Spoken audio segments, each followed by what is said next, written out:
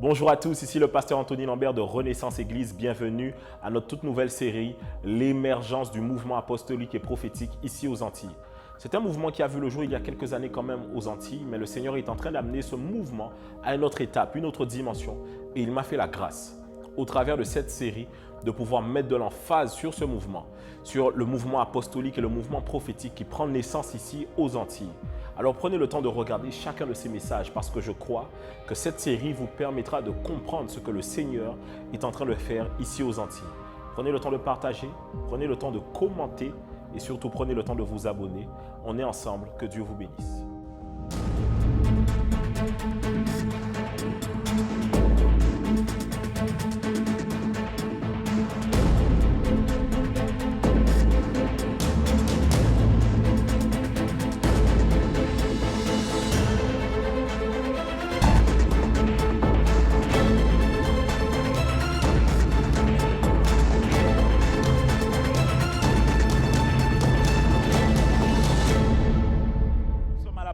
Est-ce que tu peux acclamer le Seigneur?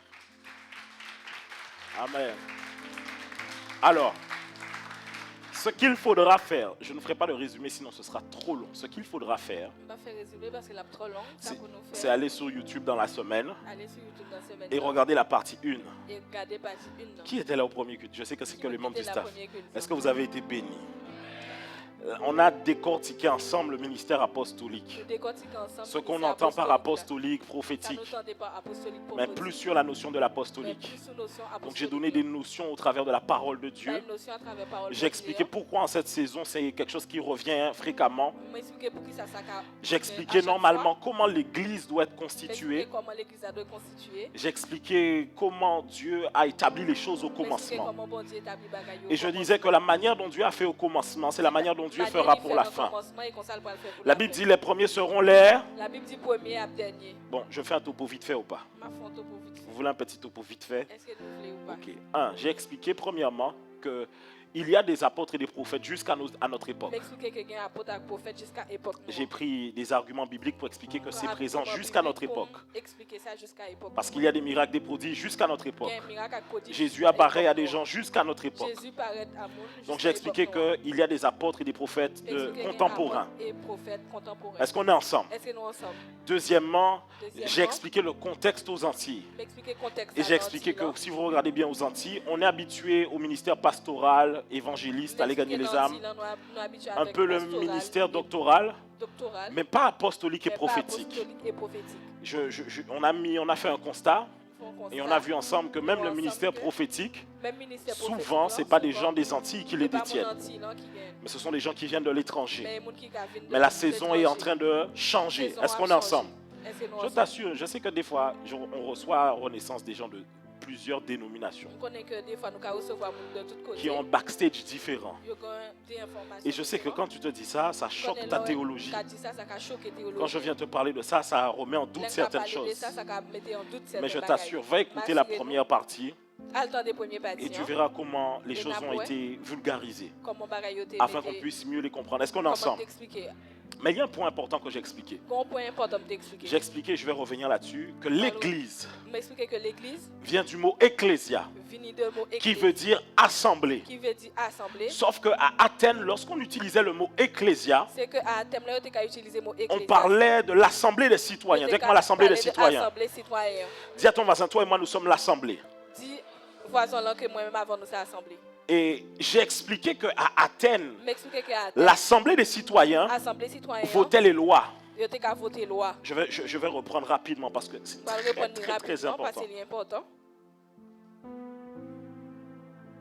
J'ai expliqué qu'ils votaient les lois. Il votait le budget de la cité. Il votait s'il partait en guerre ou pas. Il votait pour les présidents du conseil. Il votait pour les membres des tribunaux, pour les magistrats et pour les chefs militaires. Lorsqu'on parlait de l'assemblée, l'ecclésia avant, on parlait d'une assemblée d'hommes et de femmes qui régissaient les choses de la cité. Et quand Jésus parle de l'ecclésia, aujourd'hui on est arrivé au terme où les gens viennent à l'église et chauffent le banc. On arrive à un terme où les gens viennent à l'église et ne rentrent pas réellement dans le ministère que Dieu a prévu pour eux. Alors qu'en réalité, toi et ton voisin, vous faites partie de l'assemblée d'air. Vous faites partie de l'assemblée d'air. Dis à ton voisin, tu fais partie de l'assemblée des saints. Ça veut dire quoi? Logiquement, toi, moi, à chaque fois qu'on se rassemble dans l'assemblée, on devrait pouvoir établir et planifier les choses. Qu'est-ce que l'on veut voir dans notre société? Qu'est-ce que l'on veut voir dans notre nation? C'est la raison pour laquelle l'Église jusqu'à aujourd'hui n'est pas encore là où Dieu l'attend. Parce que les hommes s'assemblent juste pour avoir un bon message, apprendre un petit barbecue, un petit goûter, faire la communion fraternelle et rentrer chez eux. La Bible dit qu'il a donné les uns comme apôtres, prophètes, pasteurs, évangélistes, docteurs. Pourquoi?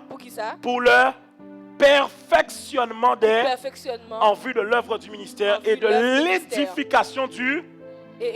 Ce qui veut dire que l'Église est un centre d'édification et un centre de perfectionnement. L'Église normalement est là pour t'aider à te perfectionner dans ce que Dieu a prévu pour toi. Logiquement, quelqu'un qui vient à l'église devrait être un bon citoyen. Ça ne devrait pas être quelqu'un dont on se plaint au travail. Parce que l'église t'apprend que, par exemple, si le culte commence à telle heure, Dieu est déjà présent à telle heure. Donc on t'apprend à être à l'heure. Donc au travail, tu ne seras pas en retard. L'église t'apprend à servir avec diligence. Parce que la Bible dit celui qui fait l'œuvre de Dieu avec négligence est frère de celui qui détruit. Ce qui veut dire que dans ton travail, tu deviens quelqu'un de diligent. L'église est là pour te perfectionner.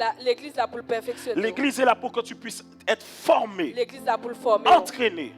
Pourquoi? Parce que tu as des choses aussi à accomplir. Dis ça à ton voisin. Dis-lui, tu as des choses à accomplir. Dieu n'a pas créé l'église pour que tu puisses venir chauffer le banc. Dieu n'a pas créé l'église pour que tu puisses venir prendre un petit partage, un bout de pain, un peu de jus de raisin et puis tu rentres chez toi. Ce n'est pas ce que Dieu a pensé quand il a mis l'église. Il a dit en vue de l'œuvre du ministère. Cela veut dire qu'en dehors des 5 ministères que Dieu a donnés, l'église aussi a quelque chose à accomplir.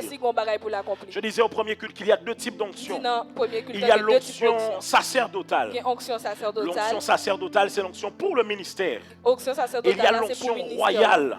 Et l'onction royale, c'est pour les choses de la cité. Parce que tous les chrétiens ne seront pas pasteurs.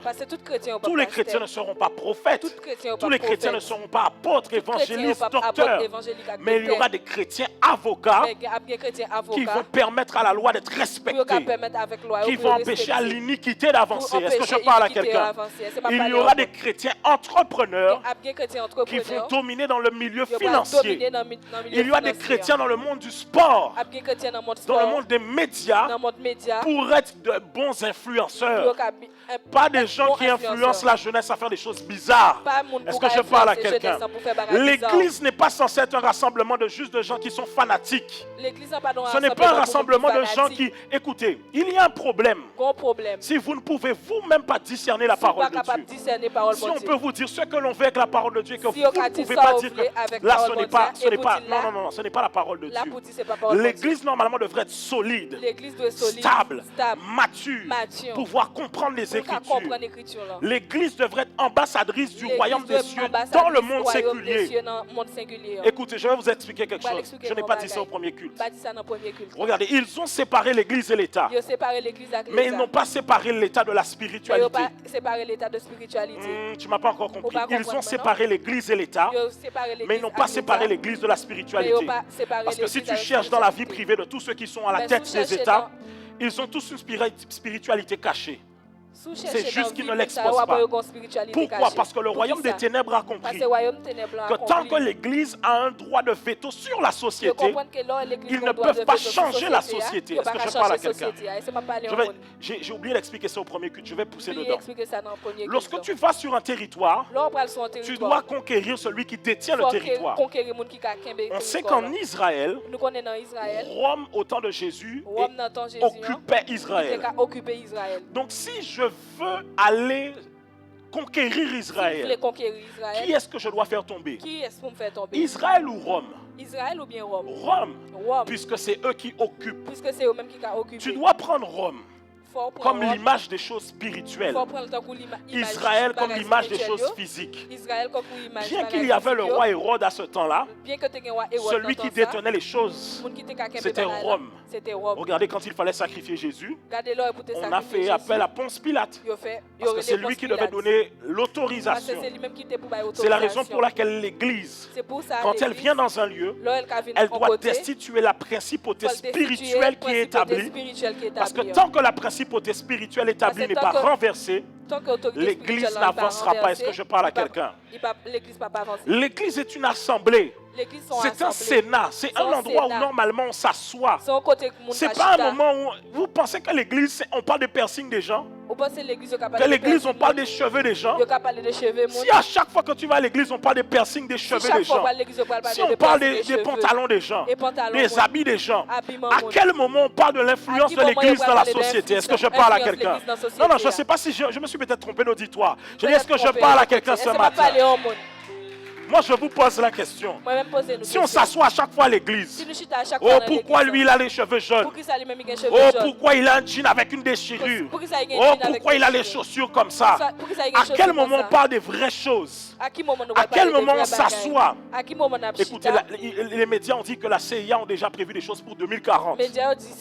À quel moment l'église s'assoit et dit que pour 10 ans, 20 ans, voici ce qu'on prévoit? Et je disais ça au premier culte, je vais vous le dire. Vous devez faire attention à mépriser ce que vous recevez ici. Écoutez, my God. Est-ce que je peux pousser ou pas?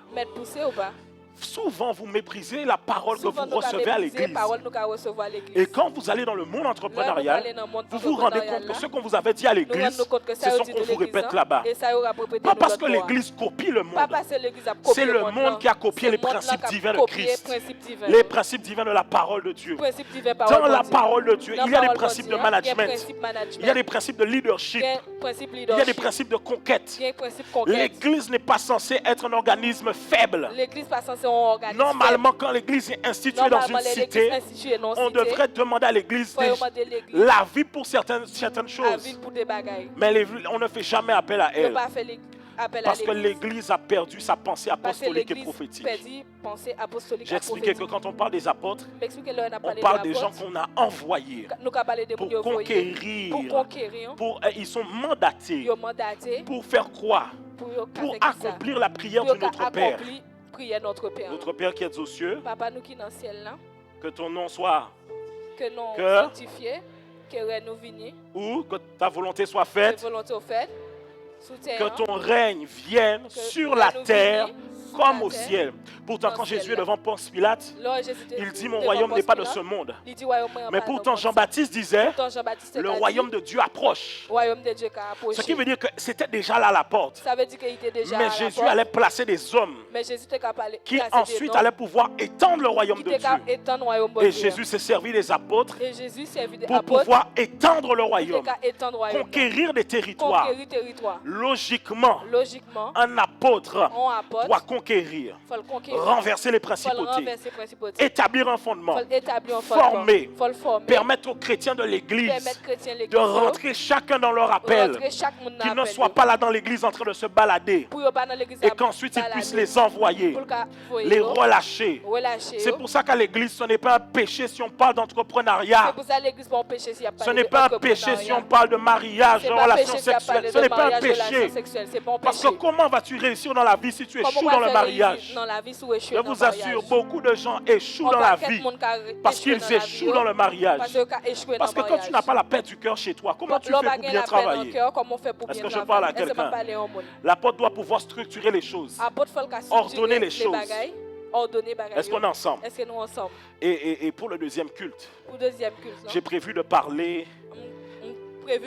la science des stratèges apostoliques.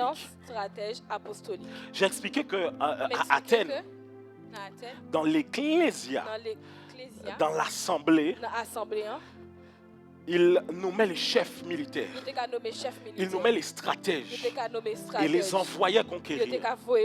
Sauf qu'en réalité, ce que vous devez comprendre, c'est qu'il y a des stratégies à mettre en place quand vous voulez aller conquérir. Et donc j'ai parlé au départ du ministère apostolique et je vais parler des stratégies que l'Église apostolique doit mettre en place. Normalement même, on n'a même pas besoin de dire l'Église apostolique. L'Église est censée être apostolique et prophétique. Éphésiens 2:20, vous avez été bâtis sur le fondement des apôtres et des Jésus-Christ qui est la pierre angulaire. Est-ce qu'on est ensemble jusque-là? Vous me suivez jusque-là? Et donc, pour le deuxième service, je vais donner des stratégies de conquête. Dis à ton voisin, est-ce que tu es prêt? Dieu, est-ce que tu es prêt? Dis-lui des stratégies de conquête. Dis à ton voisin, es-tu un stratège? Parce que les stratèges, c'était des gens qui, avant d'être envoyés dans un endroit, analysaient le lieu. Ils prenaient une étude du lieu. Ils faisaient une étude du marché.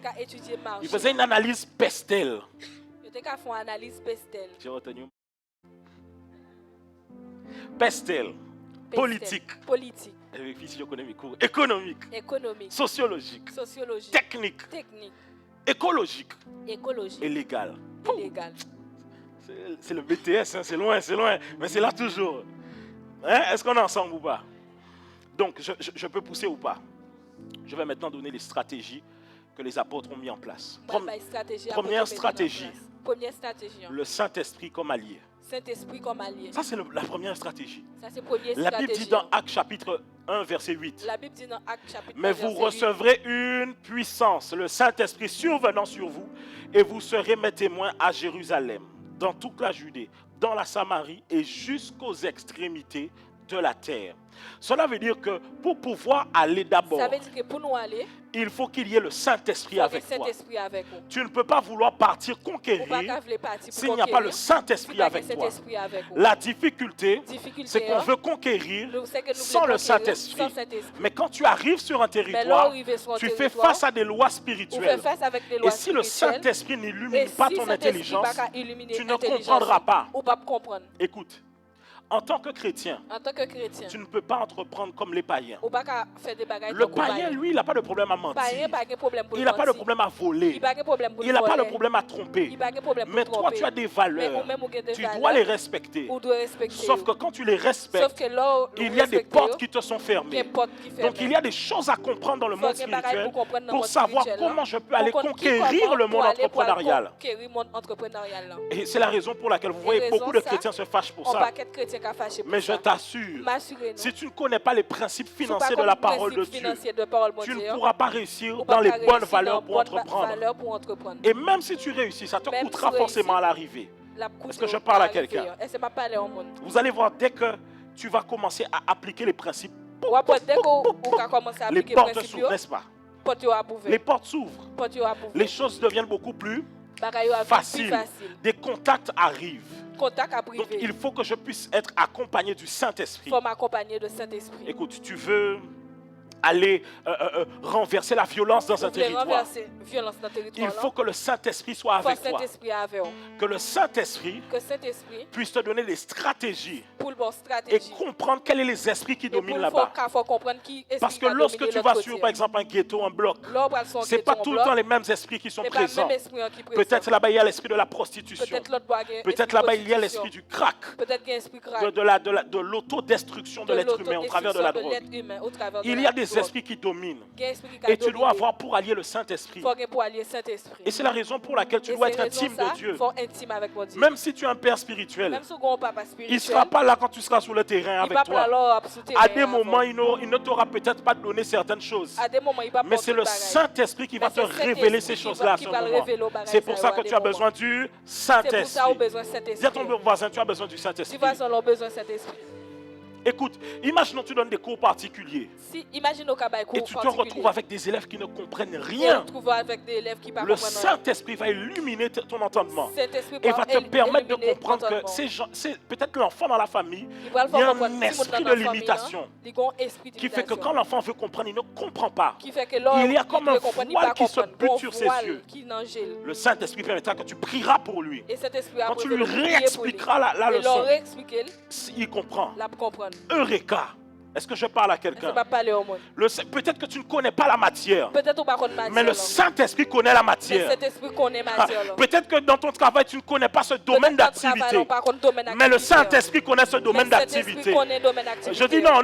Peut-être que tu arrives à l'embauche. Tu sais que les compétences qu'on demande, ce n'est pas de ton niveau.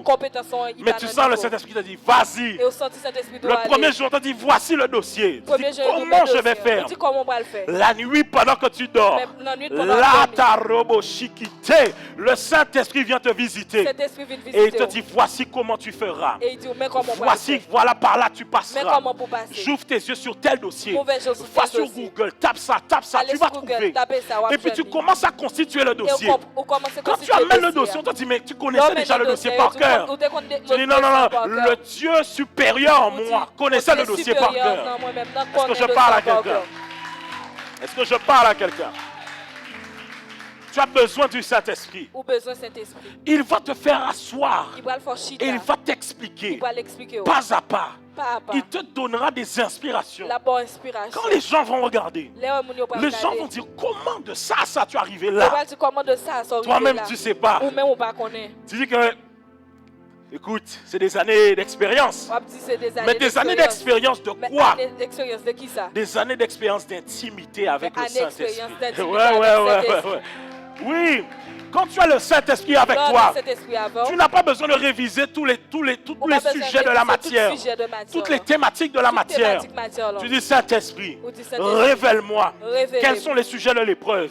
Ils sont du sujet A, sujet B, sujet C. Tu étudies comme il faut. Quand tu arrives sur la copie, tu fracasses ça. Et puis tu fracasses ça encore. Et puis tu mets même des bonus. Tu dis, je vous rajoute ça au cas où si vous voulez encore. Si vous voulez des auteurs, comme vous aimez les auteurs, je vous rajoute les auteurs. Vous voulez les sources me sont inspirées. Je vous assure, des fois je parle avec ma femme comme ça, même dans des langues, comme ça, je lui dis, mais ça veut dire quoi? Je ne connais pas la langue, mais c'est comme si ça m'est révélé dans mon esprit. Pourquoi? Le Saint-Esprit, très fort allié, hein? Il va me dire, écoute, je peux pousser ou pas? Okay. Deuxième point. Le Saint-Esprit t'accordera le mandat. Pourquoi? Quand les apôtres sont rassemblés dans la chambre haute, la Bible dit dans Acte 13, le Saint-Esprit parla. Alors qu'ils étaient en train de jeûner, mettez-moi à part Paul et Barnabas. Et afin qu'ils accomplissent l'œuvre à laquelle je les ai appelés.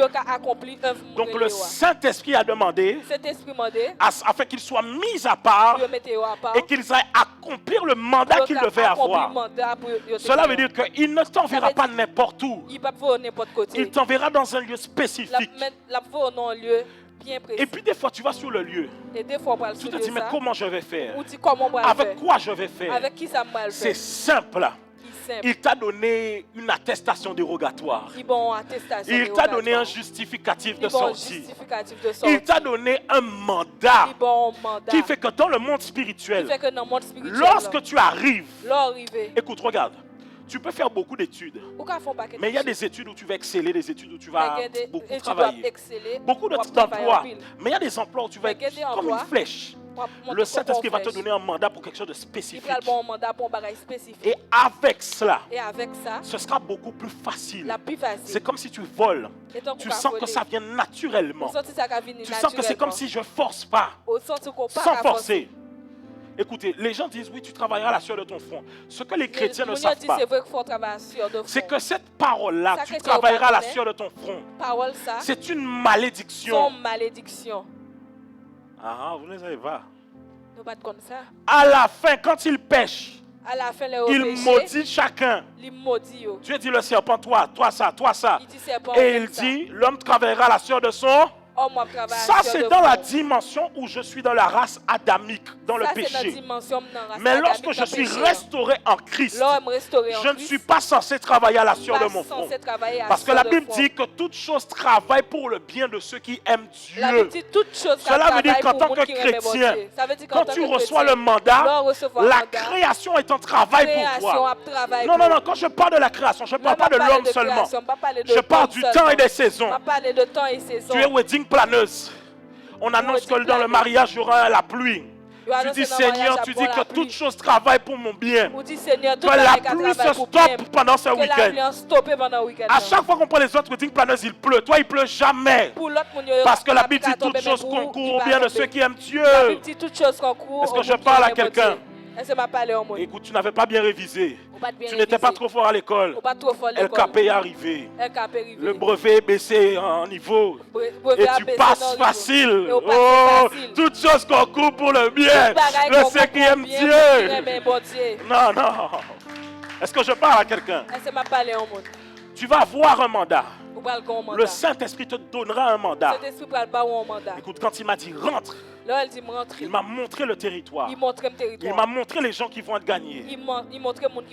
Et la seule chose que moi je devais faire, c'est pouvoir travailler dans le champ qu'il a donné. Parce que la Bible dit, il bénira le fruit de tes mains.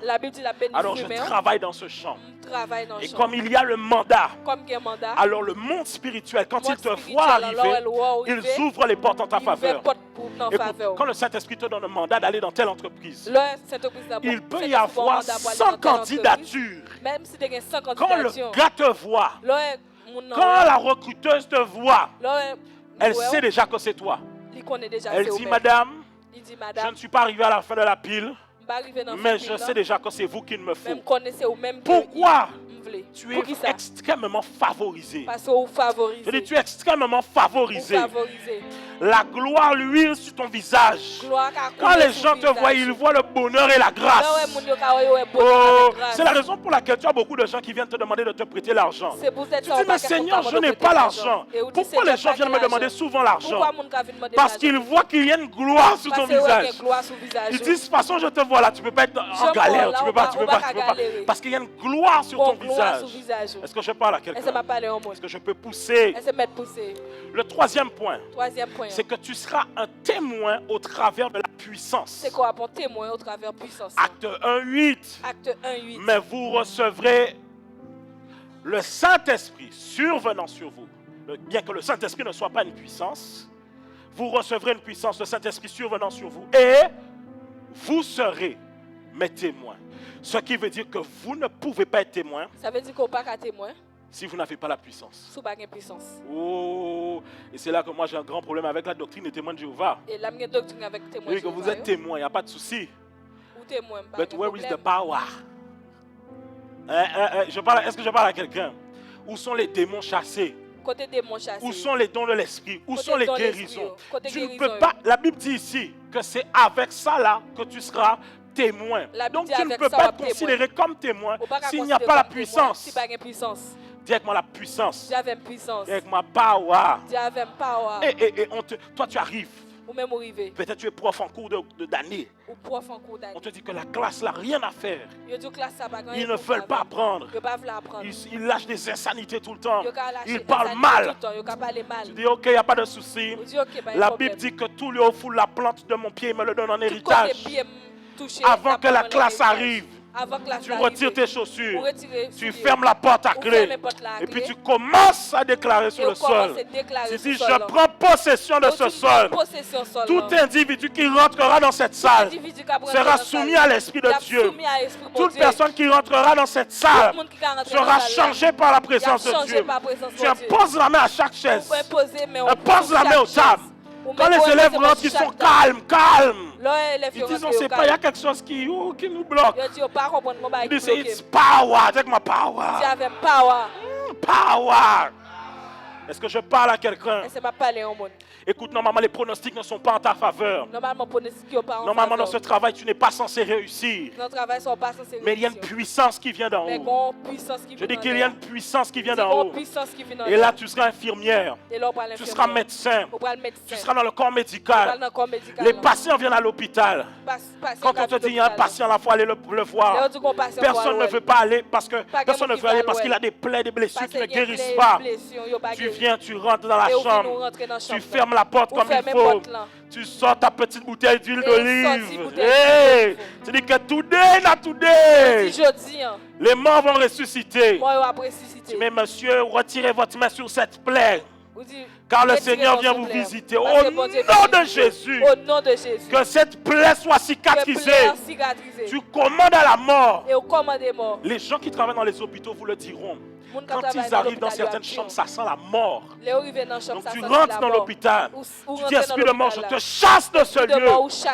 Oh, tu demandes, monsieur, comment dormez-vous la nuit? Madame, je vous assure, je vois des gens qui viennent me donner des coups dans la chambre d'hôpital. Ok, il n'y a pas de souci. Onction d'huile. Prière de délivrance. Je t'assure, les patients vont être désengorgés. On te dit Covid, manque de respiration. Vous ne comprenez pas. Le Covid, c'est un problème au niveau de la respiration, n'est-ce pas? Sauf que la Bible dit que c'est le Saint-Esprit. Sauf que Saint-Esprit en hébreu, ça se dit Ruach HaKodesh. Ruach HaKodesh veut dire le Saint souffle. Ça veut dire Saint souffle. Tu dis Saint-Esprit souffle dans leurs narines. Souffle dans les poumons. Que cela soit dégagé. Est-ce que je parle à quelqu'un? Dis avec moi, power. Tu es avocat. On vient te voir. Oui, on veut divorcer. Tu dis, il n'y a pas de souci. Avant, vous me donnez un mois. Chaque semaine, vous vous asseyez si je vais vous enseigner. Tu prends, tu dis, c'est entre vous et moi. Hein? Tu prends la parole de Dieu. Et puis tu commences à enseigner les principes. Tu enseignes les principes. Tu enseignes les principes. Tu enseignes les principes. À la fin, ils disent, madame, merci beaucoup. On a changé d'avis. Et on a changé d'avis. Parce que lorsque vous nous avez expliqué le mariage, on a compris que le mariage c'est le destin. On a compris que le mariage c'est pas seulement le travail, les enfants, mais il y a une notion de destin. Le Seigneur a ramené à notre esprit ce qu'il nous avait dit dès le départ. Vous avez eu les mots qu'il fallait pour nous parler. Vous avez eu l'attention qu'il fallait pour nous parler. Est-ce que je parle à quelqu'un? Je peux pousser ou pas? Quatrième point, c'est que tu vas prêcher l'évangile de Jésus. Quatrième point, on va prêcher l'évangile de Jésus-Christ. 1 Corinthiens 2, 1, 2. 1 Corinthiens 2, 1, 2. Pour moi, frère, lorsque je suis allé chez vous, ce n'est pas avec une supériorité de langage ou de sagesse que je suis allé vous annoncer le témoignage de Dieu, car je n'ai pas eu la pensée de savoir parmi vous autre chose que Jésus-Christ et Jésus-Christ crucifié. Cela veut dire que quand Dieu va t'envoyer, quand Dieu te donne un mandat, quand il te donne la puissance, tu dois prêcher l'évangile de Jésus-Christ. Tu dois prêcher le véritable évangile de Jésus-Christ. Tu ne dois pas mâcher tes mots. Vous savez, les gens n'aiment pas les véritables prophètes. Parce que le prophète ne mâche pas avec ton péché. Il va te dire tu as péché, il va te répéter ça pendant longtemps. Non, un véritable prophète, il ne te dira pas seulement que la percée financière. Il ne te dira pas seulement une Mercedes que tu auras. Non. Il va te dire aussi que là, tu vis dans le péché. Il va te dire de passer par la repentance. Malgré que les gens ne t'aiment pas, malgré que les gens n'acceptent pas ces choses, tu vas continuer à prêcher l'évangile tel qu'il est. Tu ne vas pas diluer l'évangile. Je t'assure, dans ce monde, il ne dilue pas le diable. Hein? Il ne dilue pas les choses occultes. Comment dans l'entreprise on fait du yoga? Sachant que le yoga, ça vient d'une croyance religieuse. Alors que yoga vient ça vient d'une croyance religieuse. Il y a pas de. Ça vient d'une croyance religieuse. C'est un mix entre l'hindouisme, le bouddhisme, c'est un mix entre tout ça. Comment on peut accepter que le yoga, toi quand tu parles de Jésus, on ne veut pas accepter? Comment accepter yoga? Tu as des collègues qui font, oh non, je me sens mal, je sens que j'ai des problèmes d'énergie. Tu dis non, je vais prier pour toi, ne t'inquiète pas. Je vais prier pour toi. Viens dans la cafette. Quand les collègues ne sont pas là. Les collègues sont sortis. Tu dis viens. Et puis tu chasses au nom de Jésus. Esprit de folie. esprit de dépression, esprit d'oppression, qui veut qui atteindre à sa vie, qui veut atteindre à son foyer, atteindre à sa famille, tu vas prier différemment. Et ensuite tu présenteras le véritable Jésus. Pas celui qui est dilué, qu'on aime dire non. Parce qu'on aime beaucoup dire non, mais le message de l'évangile c'est l'amour. Dans l'amour, il y a aussi la justice. Dans l'amour, il y a aussi la repentance. Dans l'amour, il y a aussi la conviction de péché. Il y a tout ça dans l'amour aussi. Tu prêcheras l'évangile tel qu'il est. Tu ne mâches pas l'évangile. Tu ne dilues pas l'évangile. Tu prêches l'évangile dans son entièreté. Est-ce qu'on est ensemble? Ok, on est combien de points? Donc là, 5e point. C'est moi 5e point. Tu vas apprendre à ressembler à l'auditoire. 1 Corinthiens chapitre 9, versets 19 à 23. 1 Corinthiens 9, 19 à 23. On va lire. Car bien que je sois libre à l'égard de tous, je me suis rendu le serviteur de tous afin de gagner le plus grand nombre. Avec les Juifs, j'ai été comme afin de gagner avec ceux qui sont sous la loi, comme sous la, quoique je ne sois pas moi-même sous la, afin de gagner ceux qui sont sous la, avec ceux qui sont sans loi, comme sans, quoique je ne sois point sans loi de Dieu, étant sous la loi de Christ, afin de gagner ceux qui sont sans loi. J'ai été faible avec les faibles, afin de gagner les faibles. Je me suis fait tout à tous, afin d'en sauver de toute manière quelqu'un-un. J'ai fait tout à cause de l'évangile, afin d'y avoir part. Ça veut dire quoi? L'apôtre Paul était quand même smart. Il était intelligent. Il se dit que si je veux aller gagner les Grecs, je ne peux pas me présenter aux Grecs comme étant un juif. Si je veux gagner les Juifs, je ne peux pas me présenter aux Juifs comme étant un Grec. À chaque fois que je vais dans l'environnement, je dois comprendre les codes. Comment ils parlent, comment ils font, quels sont leurs codes vestimentaires, c'est quoi leur rite. Écoutez, par exemple, vous allez en Chine. Vous ne pouvez pas envoyer une femme négocier un contrat pour vous. En Chine, c'est très mal vu d'envoyer une femme négocier un contrat pour vous. Vous allez en Arabie Saoudite, vous allez des fois devoir vous habiller comme eux aussi des fois. Est-ce que je parle à quelqu'un? Je vous donne un exemple. Si vous avez quelqu'un qui est peu importe de l'Afrique subsaharienne et que vous voulez faire un reproche à sa femme, vous ne pouvez pas aller voir sa femme comme ça. Vous devez passer par le mari d'abord. Et d'ailleurs, même pas juste d'abord, juste par le mari. Et c'est lui qui ira faire le reproche à sa femme. Et d'ailleurs, je trouve que c'est très bien. C'est chic même. Est-ce qu'on est ensemble? C'est quoi? Je dois comprendre les codes de la nation où je suis. Je dois comprendre les codes de là où je suis. Par exemple, écoutez, même si notre but aurait été de gagner, par exemple, les jeunes. Si j'avais été au Congo, Kinshasa, je me serais très bien habillé en costume 3 pièces. Bien que je suis bien habillé, mais je dis bien habillé classe. Est-ce qu'on est ensemble? Pourquoi? Parce que là-bas, ce qui est signe de réussite, ce sont ce genre d'habits-là. Je ne vais pas chercher à changer ça. Ne me dites pas oui, oh non, c'est l'oppression. Non, non, non, c'est comme ça que c'est. Je veux que mon message passe. Par exemple, si je vais au Japon, si je vais aux États-Unis, ce n'est pas un problème.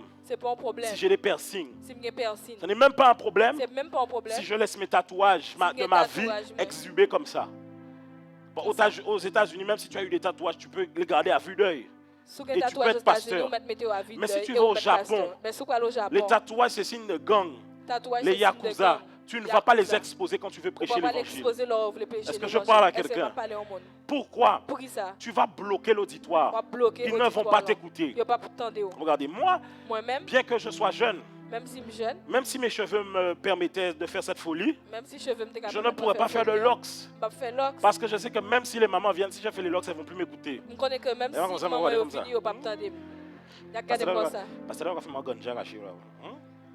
Est-ce que tu vois ou pas? Et elles vont avoir peur que leurs propres enfants, en prenant exemple sur moi, fassent aussi des locks. Pourtant, attention, la Bible n'a jamais interdit les locks. La Bible n'a jamais été contre les locks. Je peux vous prouver ça bibliquement parlant. Sauf que dans les codes de notre société, ce n'est pas accepté. Donc dans ce cas-là, qu'est-ce que ça me coûte de ne pas être dedans? Ça me coûte rien vraiment. Donc je fais quoi? Je comprends les codes et je m'y infiltre. Est-ce que je parle à quelqu'un? Alors tu veux parler aux jeunes. Beaucoup d'églises veulent aller parler aux jeunes. Mais je suis désolé.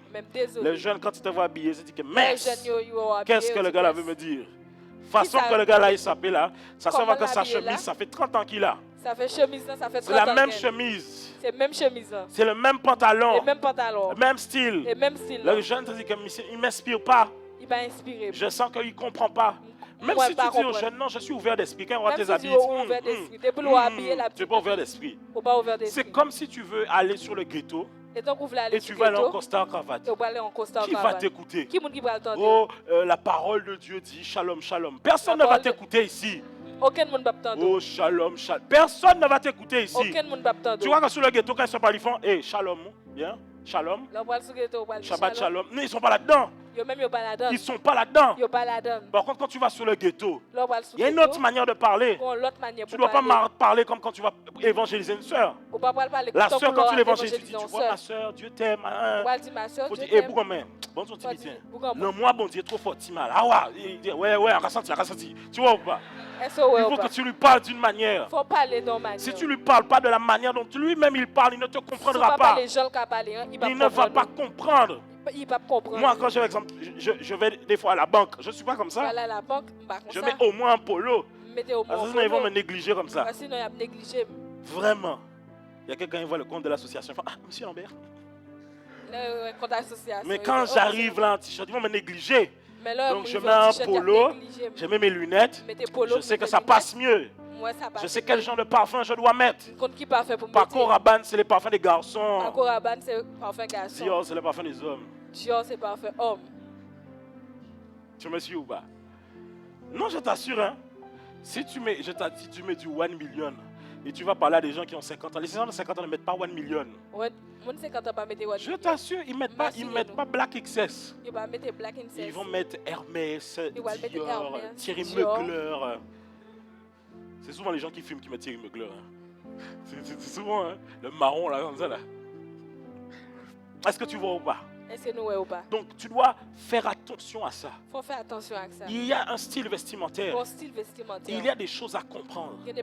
Quand je travaille dans le milieu de la banque, je dois m'habiller d'une manière. Et si on n'éduque pas nos jeunes comme ça, c'est comme ça qu'ils se plaignent quand on leur dit à l'école il ne faut pas avoir certaines coiffures. C'est pas qu'on veut te bloquer. C'est qu'on sait que là-bas il y a des codes. On ne va jamais t'accepter avec ces codes-là. C'est pas une question qu'on veut te bloquer, mais tu dois comprendre. Il y a des choses qui ne changeront pas maintenant. Pourquoi tu veux maintenant ouvrir je sais pas, un compte pour pouvoir dénoncer? Non, comprends le truc. Et quand tu seras à l'intérieur, tu pourras peut-être changer les choses. Mais tant que tu n'y es pas, tu ne peux pas changer les choses. Tu dois comprendre la population qui est en face de toi.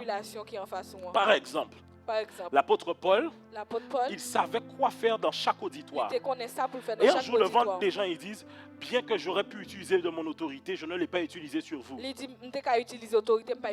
En fait, ce qu'il fait sortir, c'est que dans un lieu ou un autre, il avait une manière d'utiliser son autorité. La manière dont tu utilises ton autorité en Chine, en Afrique, ne sera pas en Asie, dans les pays hors occidentaux, ne sera pas pareil que dans un pays occidental. Parce que le respect est différent et le respect est amoindri. Dans les sociétés occidentales, il n'y a pas de respect pour les parents. Donc, la base du respect est déjà cassée. Mais dans toutes les sociétés hors occidentales, le respect des aînés est là. Donc, il y a une manière d'amener l'autorité. C'est ce qui fait que beaucoup de chrétiens guadeloupéens ont déjà eu des problèmes dans certaines églises. Parce que le pasteur, peut-être, il vient d'autre part. Et chez lui, c'est comme ça que l'on fait. Et donc, il vient imposer sa manière de faire. Dans un milieu, ce n'est pas comme ça que l'on fait. Est-ce que vous me comprenez? Ce qui est respect pour nous, Guadeloupéens, ce n'est pas le même respect que les Français. Ce n'est pas le même respect que les Américains. Et tout ça, il faut le comprendre. Est-ce qu'on est ensemble? On est ensemble ou pas? Je peux avancer? Vous devez conquérir les portes. Vous devez conquérir des portes. Il y a des portes d'accès. Quand une église va aller évangéliser quelque part, elle doit connaître les hommes et les femmes influentes. Pourquoi? Quand tu gagnes un homme, peut-être lambda, on va dire, monsieur tout le monde. Tu gagnes peut-être un autre homme Mais quand tu gagnes quelqu'un d'influent, tu gagnes peut-être toute une communauté. Tu gagnes peut-être tout un groupe de personnes. Tu gagnes, et même par exemple, lorsqu'il y a des cas désespérés dans des villes. Parfois, la croissance d'une église se tient à une guérison. On sait que lui, il est malade depuis 50 ans. Si lui, il est guéri là, tout le monde va arriver à l'église. Pourquoi? Parce que les gens vont dire non, on sait très bien qu'il est malade depuis 50 ans. C'est impossible qu'il marche comme ça. Et donc, il y a des gens comme ça qui sont des portes. La Bible nous explique que Jésus a rencontré celui qu'on appelle le fou de Gadara. Tu connais cette histoire? La Bible dit qu'après que Jésus l'ait délivré, il a été évangélisé une décapole. Tu sais, c'est quoi une décapole? C'est un ensemble de 10 villes. Ça veut dire qu'il a été évangélisé 10 villes. La femme samaritaine qui avait plusieurs maris, elle a été évangélisée plein de gens pour parler de Jésus. Il y a des gens comme ça. Tu les touches à Christ, tu touches toute une communauté à Christ. Est-ce que je parle à quelqu'un? C'est la raison pour laquelle, dans tous les domaines, dans tous les milieux, il y a des portes d'accès. Il y a des hommes et des femmes influents. Tu dois pouvoir connaître les relations. Il faut faire attention dans la vie. Des fois, tu attrapes des problèmes avec des inconnus dans la rue, tu ne sais pas qui ils sont. Et puis tu les rencontres dans l'administration plus tard. Tu pries que derrière le masque, ils ne te reconnaissent pas. Il y a des sphères d'influence aussi dans des territoires. Par exemple, aux Antilles, si tu maîtrises WhatsApp, tu as tout maîtrisé. Tu fais une page de partage de WhatsApp, partage des médias, tu maîtrises un domaine.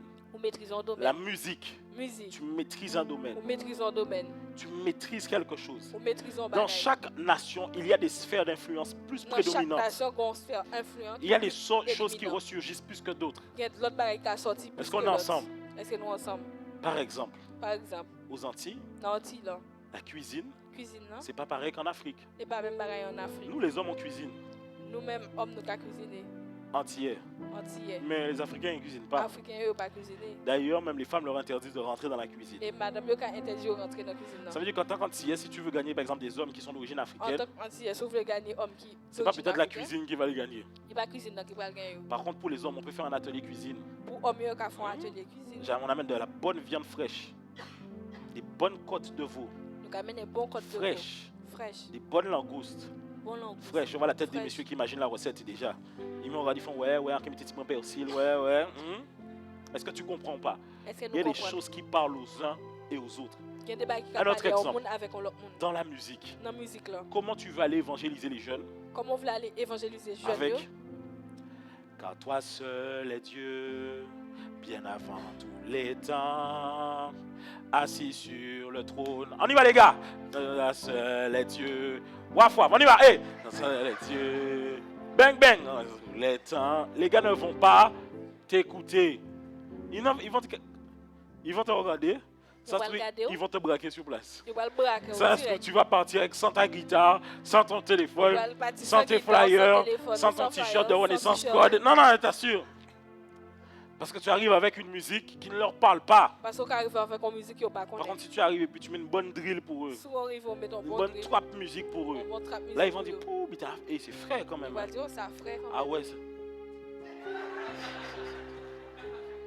Tu veux vraiment, vas-y la drill.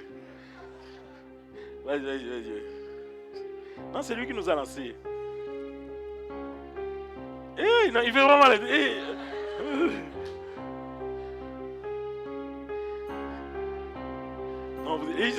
Toi aussi tu es dedans.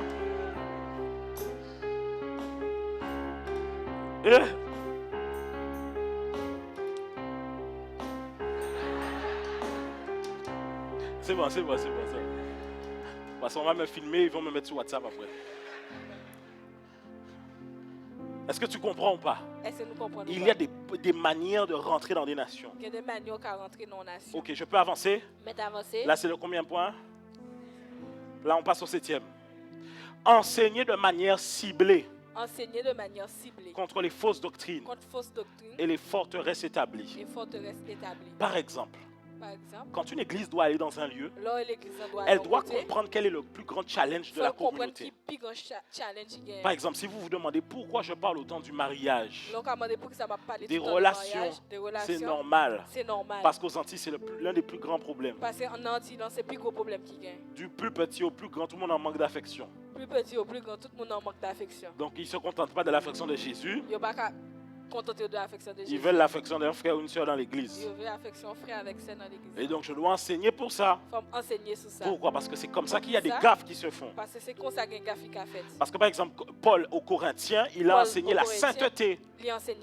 Il a enseigné l'amour. À Éphèse, il a enseigné les cieux, leur structure. Le combat spirituel, la victoire en Christ. Il expliquait comment chaque autorité doit être établie. Comment chaque autorité doit. Pour Galates, il a parlé de la grâce. Il parlait de grâce. Que nous sommes sauvés au moyen de la grâce. Que nous sauvons au moyen de la Pourquoi? Parce qu'à Galates, il y avait des gens qui voulaient ramener la loi chez les chrétiens. Qui voulaient les remettre sous le joug. À Philippe, il a parlé de l'espérance. La persévérance dans les épreuves. Et de la provision divine. Philippiens 4, 15, et mon Dieu pourvoira à tous vos besoins. Vous voyez, dans chaque endroit où Paul a été, il a enseigné concernant les raisonnements établis et les fausses doctrines présentes. Et donc, quand vous arrivez dans un lieu, vous devez comprendre. Par exemple, aux Antilles, le plus grand problème de la jeunesse, ça va être la violence. Et c'est vrai, c'est la violence. A contrario, les Martiniquais, c'est pas forcément la violence. C'est l'impudicité. Regardez, deux carnavals complètement différents. Carnaval de Guadeloupe, c'est violence. Bon, il y a l'impudicité aussi, mais pas vraiment. Il y a niveau. Tu vois là. Il y a niveau. Les Martiniquais, j'ai rien contre vous. Martiniquais, rien contre nous. Mais j'ai oublié de rien. Mais tu regardes bien le carnaval de la Guadeloupe. Carnaval de la Martinique. C'est pas pareil. C'est pas même pareil. C'est deux ambiances. Deux décors. Deux tableaux différents. Picasso, Van Gogh, ça n'a rien à voir, tu vois non? Parce que pourquoi? Il y a des esprits qui sont établis dans les lieux. Par exemple, en Martinique, il y a une tête de sirène avec son corps plongé dans la mer. Il y a la bouche grande. Non, une statue de sirène plongée dans la mer. Vrai de vrai. Ils ont un truc où l'eau s'écarte jusqu'à, je ne sais pas, un îlot à côté. C'est quoi? C'est Sainte-Marie? Oui, c'est ça. En plus, on m'a dit à Sainte-Marie, il y a beaucoup de gars des affaires. Oui. Et puis ça se sépare pendant une période de l'année. Tu peux traverser à pied sec. Et on appelle ça le parcours de maman de l'eau. Mamie Ouattara, autrement dit une sirène. Je dis parcours maman de l'eau. Est-ce que vous comprenez ou pas? Donc quand tu vas en Martinique et que tu es pasteur, tu ne dois pas prendre les rendez-vous avec les sœurs seules. Non, il faut éviter ça. Il faut mettre caméra, vidéo, tout. Ah oui, pour ta femme te regarde en live pendant le rendez-vous. C'est mieux parce que sinon ça va être compliqué. Est-ce que tu me comprends? Quand tu es en Guadeloupe, tu reçois des hommes. Il faut aller mollo. Même les femmes, elles peuvent te frapper comme ça ici là. Tu vois, la main se lève vite. Parce que dans chaque nation, il y a des combats. Est-ce que vous me comprenez? Il y a des combats. Il y a des combats. Et donc, il faut pouvoir comprendre qu'est-ce qui est sur la nation. Par exemple, en France, vous ne pouvez pas aller prêcher en donnant beaucoup de blablabla. Parce qu'en France, ils sont forts dans le blablabla. Ils sont beaucoup dans les débats. Des fois, je regarde les débats là, je dis, mais on raconte quoi même? Des fois, on regarde qui ça? Je regarde si dans le salon, il n'y a que moi qui... Regardez dans le salon, c'est que moi-même qui... Tu vois, un débat sur le voile. Voile. Aucune femme voilée sur le plateau. Aucune femme voilée. Que des gens peut-être chrétiens, juifs. Il y a des gens qui sont chrétiens, qui juifs. Parce que même si je suis chrétien, chrétien, il faut quand même que si on parle du voile, qu'il y ait les intéressés. Voile, faut intéressé. Même si peut-être j'ai mon avis tranché. Nous sommes quand même en démocratie. Donc le débat là, c'est pourquoi? C'est pour qui ça? Le gars peut-être il habite dans un quartier, il n'y a pas d'arabe là-bas, il ne connaît pas c'est quoi. Là dans le quartier, il n'y a pas d'arabe. Est-ce que vous comprenez ce que je veux dire? Nous comprenons. Et c'est des choses comme ça. Des fois en France, ils ont beaucoup de débats. Donc quand tu vas prêcher l'évangile, il faut les miracles, les signes et les prodiges. Comme ça, les débats s'arrêtent net. Oh non, moi je crois que l'univers... Ok, tu es malade, laisse-moi prier pour toi. Oh, moi je crois aux lois de l'attraction. D'accord. Laisse-moi attracter ta guérison ici un peu, s'il te plaît. Oh, non, je crois que Confucius, parce qu'en fait, les gens qui ont Dieu, ce sont des gens qui disent qu'ils ont besoin de quelqu'un pour leur donner des directives. Pourtant, tu fais le mal comme ça dans ta famille. Tu as vraiment besoin de quelqu'un qui donne les directives. Les Français ont beaucoup la bouche, mais ils prennent les antidépresseurs. Français ont pas de bouche, mais ils prennent antidépresseurs. Plus grand consommateur d'antidépresseurs. Ça veut dire quoi? La nuit, quand tu rentres, tu rentres comme c'est petit. Et les cacher comme ça.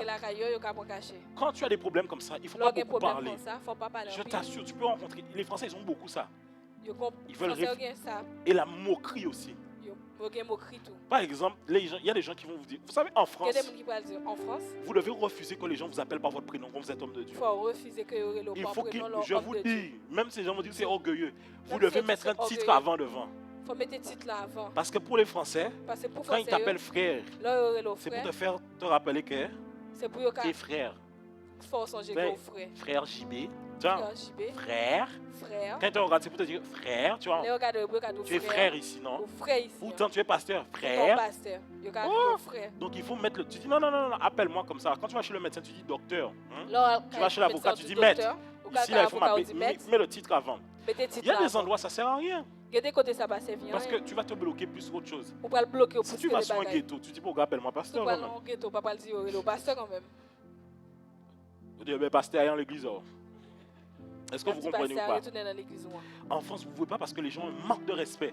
Vous devez d'abord les éduquer au respect. Parce qu'ils aiment, si vous regardez bien, ils aiment banaliser les choses. Et se moquer des choses rapidement.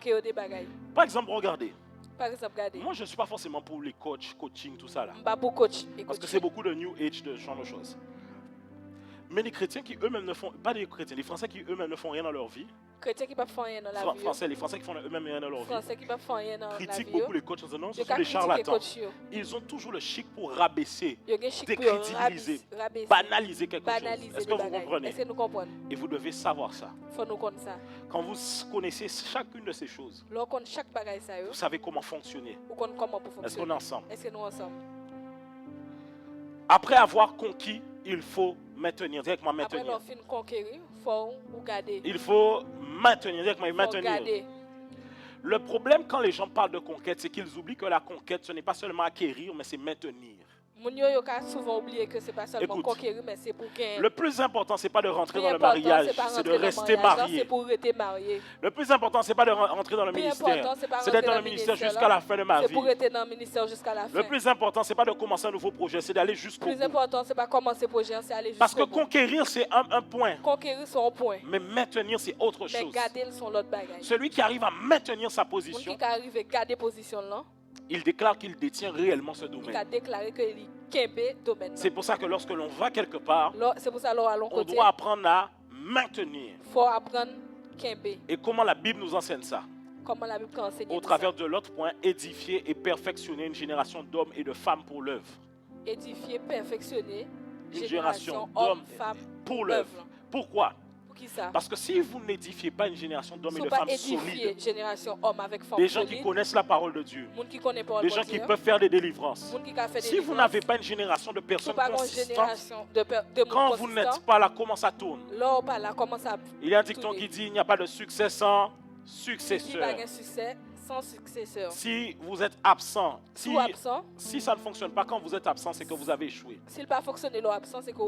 Ça veut dire quoi? Pour maintenir, il faut avoir des gens qu'on est formés, qu'on a formés et qu'on peut placer là et qui peuvent maintenir la chose. Regardez, quand une maman elle a son premier enfant, elle lui enseigne l'éducation. Quand les plus petits arrivent, elle peut partir. Elle sait que le plus grand veillera sur les autres parce qu'elle a enseigné le plus grand. Et le plus grand fera le reste du travail. Et c'est un principe qu'on doit comprendre dans l'église. Pourquoi l'église ne grandit pas? Parce qu'à part le pasteur, personne ne sait chasser les démons. À part le pasteur, personne ne peut imposer les mains et guérir les malades. À part le pasteur, personne ne peut pouvoir conseiller. Et donc même le pasteur, quand il voit ça, il dit non, on va regarder les choses avec moi seulement. Mais le but de l'apostolique, c'est de discerner dans chacun le don qu'il a et lui aider à faire ressortir ça. Je vous donne un exemple. Demain, on fait une croisade. On prend le vélodrome, je ne sais pas quoi. 10 000, 20 000 personnes viennent. 10 000, 20 000. Je pourrais aller prier pour les 10 000, 20 000 personnes. Il faut prier pour 10 000. Mais non, je ne peux pas. Comment je vais faire? Mais vous, par contre, vous pouvez. Vous avez aussi pas, des mains pour imposer les mains aux malades. Et là, comme ce n'est pas les gens de l'église, je vais vous dire, allez-y. Là, vous allez dire, ah, ça fait longtemps que j'attendais ça. Venez. Parce que pourquoi? Tu dois être formé aussi. Faut former tout. Et puis si tu es au travail et quelqu'un commence à manifester dans la cafétéria, tu fais comment? Si on travaille, on commence à manifester dans la cafétéria, on va les pompiers. Tu fais comme ça. Nom de Jésus. Il n'y a rien, il n'y a rien, il n'y a rien. Non, sors de là, quitte. Elle vomit comme ça, tu lui donnes un peu d'eau, elle travaille. Je me sens mieux. Non, t'inquiète pas. T'inquiète pas. Petite délivrance express. Petite délivrance express. Est-ce que tu comprends ou pas? Est-ce que nous comprenons pas? Mais je t'assure. M'assurez-nous. Comment une église peut grandir? Comment l'église peut grandir? Si il n'y a que le pasteur qui peut faire. Si c'est pasteur seulement qui a fait au début de la vie de l'église, c'est compréhensible. L'église, parce qu'il faut mettre d'abord les fondements. Faut mettre les fondements. Mais à un moment, quand les fondements sont posés, les fondements posés, et vous êtes les pierres de l'édifice. Et nous, vous êtes les pierres vivantes. Pierres vivantes. Mais pour de ça, vous devez être vraiment stable et solide en Christ. C'est pas n'importe qui qu'on envoie faire des choses. Est-ce que vous comprenez? Et la Bible nous donne le point dans 1 Timothée chapitre 3. Il dit, celui qui aspire à la charge d'évêque aspire à une œuvre bonne, une œuvre parfaite. Il va expliquer quelles sont les caractéristiques que l'on recherche chez quelqu'un qui veut être administrateur dans l'église. Vous voulez qu'on regarde ça vite fait? Vous êtes sûr, hein? Est-ce que ça ne va pas vous décourager? Est-ce que je vous assure? Dis à ton voisin, est-ce que tu es prêt? Ok, cette parole est certaine. Si quelqu'un aspire à la charge d'évêque, il désire une œuvre excellente.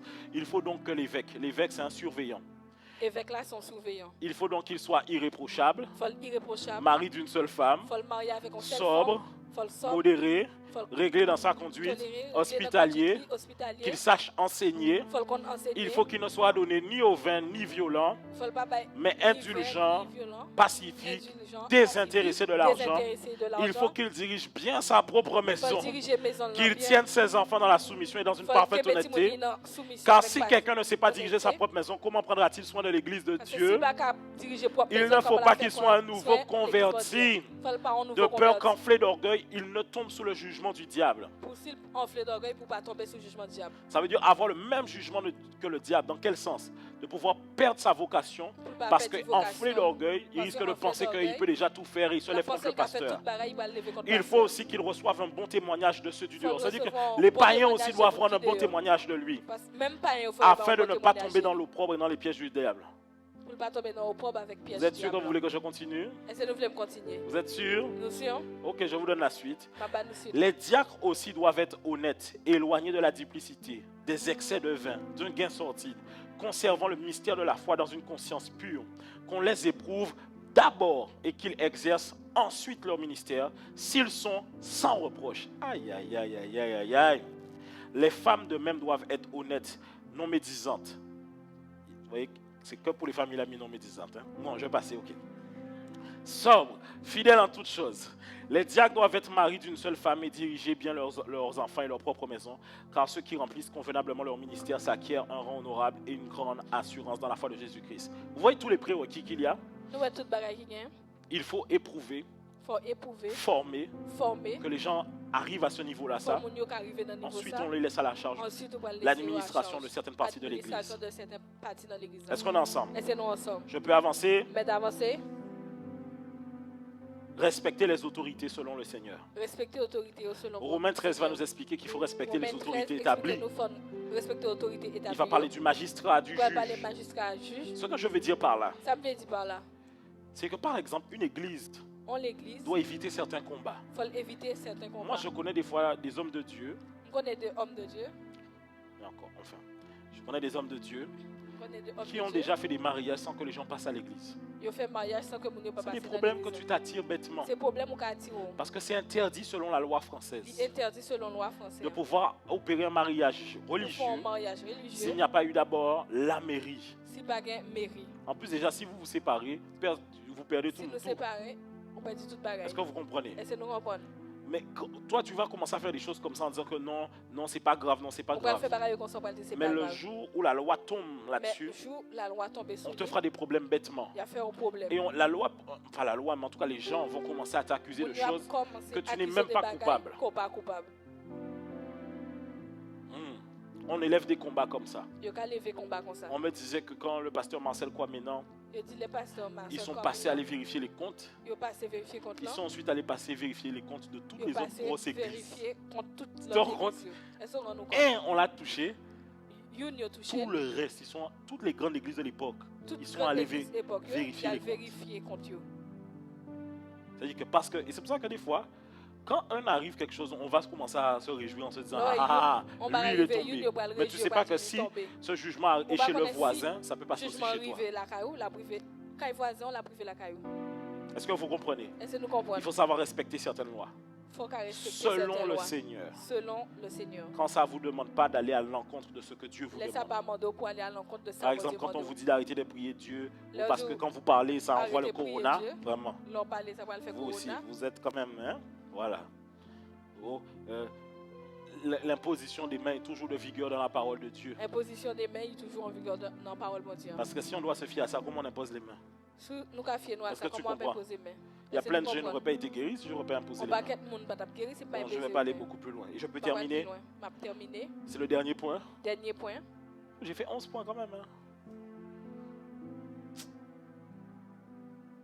Vraiment, gloire au Saint-Esprit. Vraiment, je vous assure. Gloire au Saint-Esprit. J'ai fait ces messages-là hier soir à 23h. Et 3 cultes. Je ne sais pas, vous pouvez me demander. Moi-même, je me suis... Bon, je n'ai pas dormi, mais ce que je veux dire par là, c'est que moi-même, je me surprends. 11e point. Travailler en réseau. Travailler en réseau. C'est le dernier point. C'est le dernier point qui vient dire quoi? Il voulait dire qui ça? Quand par exemple des églises ont commencé à conquérir des territoires, il est important de commencer à travailler en réseau. Pourquoi? En travaillant en réseau, on est beaucoup plus fort. On a des expertises qu'on peut se partager. Des connaissances qu'on peut partager. On va beaucoup plus vite et beaucoup plus loin. Et beaucoup plus facilement. Par exemple, tel a tel don. Il peut venir dans l'église de tel pour manifester ce don et tel va manifester tel don dans l'église de tel. Est-ce que vous comprenez ou pas? C'est comme ça que ça fonctionnait à Antioche. Antioche et Jérusalem étaient ce qu'on appelait des centres apostoliques. Des lieux où tout le monde partait et les gens allaient évangéliser ensuite dans d'autres endroits. Des grandes mégapoles. Et travailler en réseau, par exemple, dans le monde séculier, c'est faire ce qu'on veut commencer à faire ici avec les entrepreneurs. On va vraiment le faire, il faut qu'on prenne le temps de l'organiser. La première réunion des entrepreneurs. Ça permettra à chaque entrepreneur de l'église de pouvoir travailler en réseau. Tu as besoin de quelque chose dans ton entreprise, tu sais que tel il a ça. Tu as besoin de telle chose dans ton entreprise, tu sais que l'autre il a ça. Tu es dans l'église, tu as besoin d'un avocat, il y en a peut-être. Un juriste, il y en a peut-être. Assistante sociale, il y en a peut-être. Comptable, il y en a. Est-ce que tu comprends pas? Travailler en réseau te permettra de gagner du temps. Travailler en réseau permet de gagner et aussi de pouvoir établir peut-être une économie stable. Et pour établir une économie stable. Et donc c'est le 12e point stratégique. Le 12e point stratégique. Quand une église arrive dans un lieu, il est important de travailler en réseau. Quand une église, une dénomination, ne reçoit jamais les gens extérieurs de l'église ou de la dénomination, c'est une secte. Vrai de vrai, c'est une secte. Parce qu'elle estime que seulement les gens de mon église ou les gens de ma dénomination connaissent la parole de Dieu. Est-ce que vous me comprenez? Et c'était mon dernier point pour vous. Amen.